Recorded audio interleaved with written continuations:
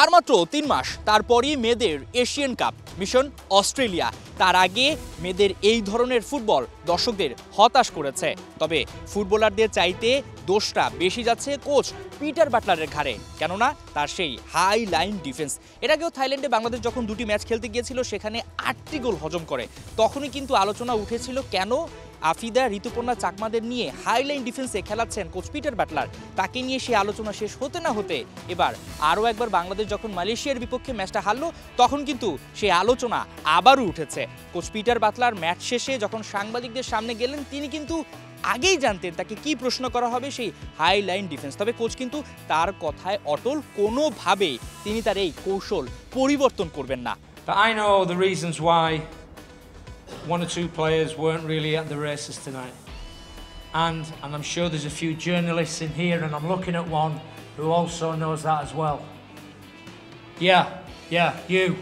Coach Peter Butler বাংলাদেশকে সাফল্য এনে দিয়েছেন, অনূর্ধ্ব 20 এবং সিনিয়র ফুটবলারদের তিনি এশিয়ান কাপের মূল মঞ্চে নিয়ে গেছেন, এজন্য কোচের ক্রেডিট দিতেই হয়। কিন্তু বাংলাদেশের ফুটবলারদের যে শারীরিক সক্ষমতা, বাংলাদেশের ফুটবলারদের যেভাবে বেড়ে ওঠা, তাতে কিন্তু হাইলাইন ডিফেন্সটা বেশ কঠিনই বটে, যেটা আমরা বারবার দেখতে পাচ্ছিলাম। মালয়েশিয়ার বিপক্ষে যখন বাংলাদেশ খেলছিল খুব সহজেই ফুটবলাররা ক্লান্ত হয়ে পড়ছিল এবং এই কৌশলের সঙ্গে কিন্তু তারা অভ্যস্ত নয়। এই সময় বাংলাদেশকে পরীক্ষা নিরীক্ষা কি খুব বেশি জরুরি? I'm here because I want to be here and I want to try and help Bangladesh football, unlike some people. বাংলাদেশের এই হারে দোষী সাব্যস্ত করা হচ্ছে কোচ পিটার বাটলারকে। তার হাইলাইন ডিফেন্সেই বাংলাদেশ হেরেছে, যেটা আসলে মনে করছেন অনেক বিশ্লেষক, ফুটবল সমর্থকেরা। একই সাথে মালয়েশিয়ান কোচ তিনিও কিন্তু মোটামুটি প্রেস কনফারেন্সে এসে সেটাই বললেন যে বাংলাদেশে আসার আগে তিনি ভিডিওতে ভালো মতো দেখেছেন বাংলাদেশের দুর্বলতা কোথায়।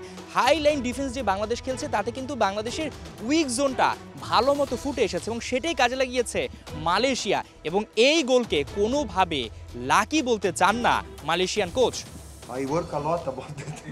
It was not lucky. We are, like I speak now, we know, because we see the video about Bangladesh, that they play very high the first line, so they try to press. So our situation is all the time try to recover. When you recover the ball, one of your striker make diagonal, the winger, sorry, make diagonal, or maybe our striker come to open the line to the another to go to inside to enjoy that space. So this that happen. বাংলাদেশের পরবর্তী mission Azerbaijan, যারা শক্তিমত্তায় বেশ এগিয়ে, শারীরিক সক্ষমতা কিংবা ranking দুই দিকে তারা এগিয়ে রয়েছে।